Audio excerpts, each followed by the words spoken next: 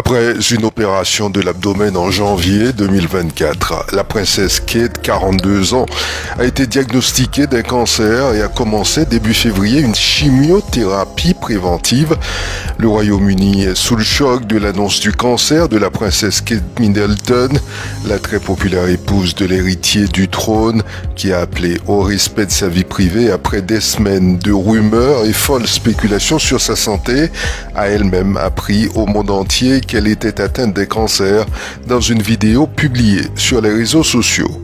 La famille royale britannique se trouve dans une situation inédite où deux de ses membres les plus importants, le roi et celle qui doit être la future reine ainsi que Sarah Ferguson, duchesse d'York, doivent se battre contre un cancer.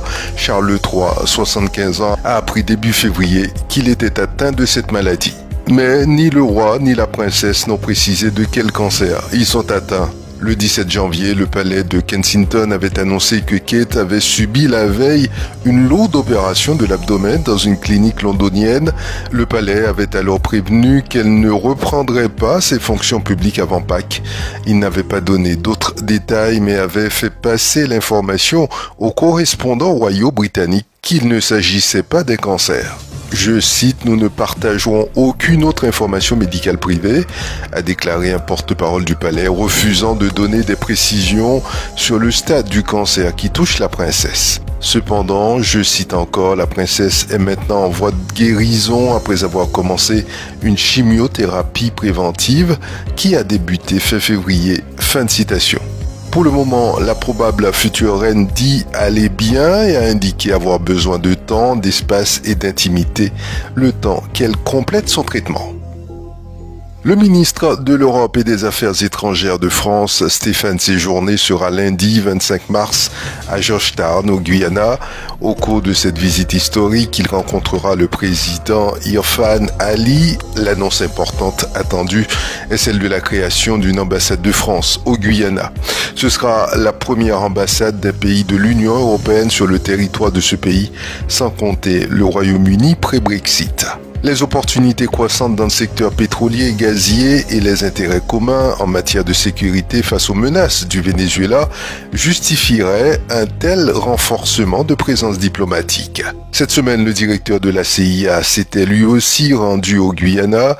Bill Clinton, ancien président des États-Unis, est attendu également demain à Georgetown. Le casting est lourd. À l'issue de cette courte visite, le ministre à séjourné doit se diriger vers le Brésil où il y rejoindra le président Macron. Un substitut du procureur spécialisé dans le secteur de la criminalité organisée a récemment été exfiltré hors de Guyane. Il a été menacé de mort par une bande armée brésilienne. Les menaces de mort ont été jugées suffisamment sérieuses pour justifier une telle action. Les menaces venaient du milieu dans lequel le magistrat était spécialisé, celui de la criminalité organisée, plus particulièrement les factions brésiliennes. Je cite, « C'était assez sérieux et on attend à prendre des précautions plutôt que des risques », confie l'une des sources judiciaires contactées. Pour l'instant, on ne sait pas encore si ce départ de Guyane est ponctuel. Les décisionnaires se donnent le temps de juger si la sécurité du substitut est à risque sur le long terme ou non. Le secteur de la justice espère que la visite du président Macron en Guyane puis au Brésil va permettre de faire avancer certaines discussions avec le pays frontalier, d'où une grande partie de la criminalité du territoire est importée. La nouvelle a fait trembler le monde des entrepreneurs du tourisme au Suriname. Le tarif des droits d'entrée passe à 52 €, suivant une affiche apposée au consulat et signée la consule. Avec cette augmentation, des Guyanais pourraient perdre la motivation de se rendre au Suriname le temps d'un week-end. Après une période post-Covid difficile et alors que les entreprises commencent juste à se relever, cette décision suscite une totale incompréhension. Les Yana d'Okor ont fait match nul contre la sélection haïtienne au stade Edmar Lama. Devant près de 4000 spectateurs, la sélection de Guyane et celle d'Haïti se sont séparées sur un score de parité hier samedi. La rencontre entre les deux équipes a été relativement équilibrée. Ce sont les Haïtiens qui avaient ouvert la marque en première mi-temps sur un pénalty de Dukens Nazon. Ludovic Baal Deyana Doko lui a répondu à la 70e minute de jeu, là aussi sur pénalty. Ce vendredi 22 mars, la triple championne olympique guadeloupéenne Marie-Josée Pérec a inauguré un stade d'athlétisme à son nom, l'Institut national du sport, de l'expertise et de la performance INSEP.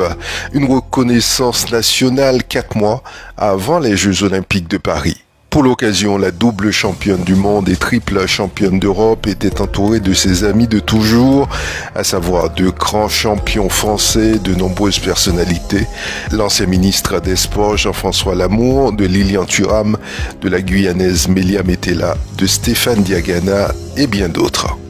C'est la fin de ce bulletin d'information. Je vous remercie de l'avoir suivi. J'aurai le plaisir de vous retrouver demain sur Radio Maïvry.